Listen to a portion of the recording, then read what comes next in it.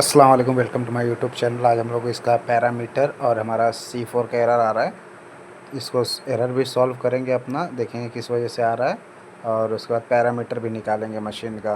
तो हमारा 3 one way cassette ऐसी हैं VRF के, तीनों में अपना C4 एरर आ रहा है। तो मतलब इसमें अपना या तो स्विच बंद होगा, जैसे कि हम देख सकते हैं आउटडोर का हमारा स्विच बंद करके रखा था, उसकी वजह से C4 आ रहा है। C4 का मतलब होता है अपना कम्युनिकेशन एरर बिटवीन इंडोर से आउटडोर के लिए, जो अपना A1 B1 का वायर गया रहता है उसका प्रॉब्लम होता है, तभी ऐसा होता है। तो हम लोगों ने पूरा वायर वगैरह तो कुछ प्रॉब्लम नहीं था, सिर्फ हमारा MCB बनता। तो MCB चालू किया हमने, मशीन चालू करके देखा तो चल रहा था। अब हम पहले ग्रिल टेम्परेचर निकालेंगे इंडोर का। तो ग्रिल टेम्परेचर हमारा 16 तक आ रहा है, मतलब कूलिंग जैसा होना चाहिए हमारा वैसा कूलिंग नहीं आ रहा है। तो ग्रिल टेम्परेचर काफ़ी देर तक हम लोगों ने लगा के देखा था, तब जाके हमारा 15.1 तक आया था हमारा।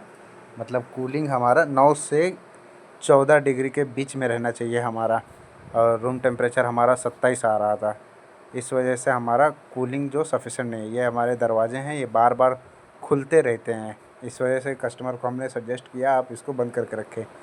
और जितने भी दरवाजे हैं, जैसा आप हॉल के AC चालू करके रखते तो बाकी दरवाजे बंद करें, या तो आपका जैसे किचन है, किचन का AC हमने चालू किया क्योंकि वो खुला रहता है, और अगर डाइनिंग का AC चालू रहेगा तो उसका कूलिंग उसमें जाएगा। तब हमने देखा हमारा रूम टेम्परेचर 26.9 आ रहा था, उसके नीचे बहुत स्लोली डाउन हो रहा था। अब हम आउटडोर चेक करेंगे तो हमारा एम्बिएंट टेम्परेचर 36 है। मतलब आपका बाहर का जो टेम्परेचर रहेगा वो अपना एम्बिएंट टेम्परेचर वो हमारा 36 था। अभी हम पहले आउटडोर का आउटलेट टेम्परेचर चेक करेंगे, जहाँ से हमारा फ़ैन हवा फ्लो करता है, हीटिंग को फेंकता है, वो चेक करेंगे तो उसमें। और जहाँ पास हमारा हवा इन होता है, यानी आपका कंडेंसर के पास, दोनों का टेम्परेचर चेक करेंगे। उसमें 10 से 12 डिग्री का फ़र्क होना चाहिए, उससे ज़्यादा नहीं होना चाहिए।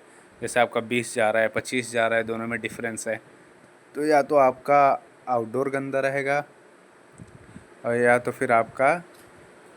या फिर आपका कंडेंसर कोयल ख़राब हो गया होगा।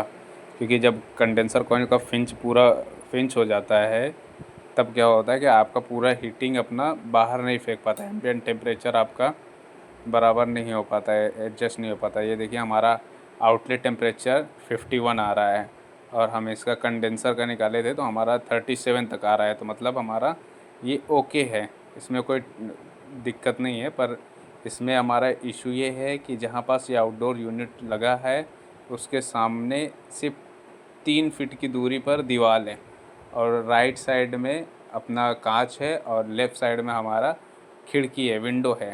तो दोनों की वजह से हमारा जो हीट वो पूरा फेंकना चाहिए बाहर की तरफ, वो हीट वहीं पास रह जा रही है। तो बार बार वो हीट को खींच रहा है कंडेंसर, और बार बार उसी को फेंक रहा है, जिसकी वजह से उसका टेम्परेचर हाई हो रहा है और गैस का प्रेशर बढ़ रहा है, जिसकी वजह से हमारा कूलिंग में इफ़ेक्ट पड़ रहा है, हमारा कूलिंग बराबर नहीं आ पा रहा है। तो ये आप देख सकते हैं 37.8 हमारा आउटडोर का टेम्परेचर आ गया है इनलेट, पर हमारा आउटलेट है 51। और बाद में हमने लास्ट में चेक किया था तो इसका और ज़्यादा जाने लगा था।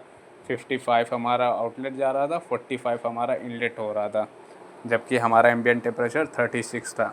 तो ये चीज़ आप अगर पैरामीटर ले रहे हैं तो आपको कई बातों का ध्यान देना पड़ेगा। आउटडोर का लोकेशन, ग्रिल टेम्परेचर, आउटलेट और इनलेट, आउटडोर टेम्परेचर और ग्रिल में रिटर्न एयर और ग्रिल टेम्परेचर दोनों चेक करेंगे। दो ग्रिल टेम्परेचर और रिटर्न एयर में सिर्फ 2 या 3 डिग्री का फ़र्क होना चाहिए बस।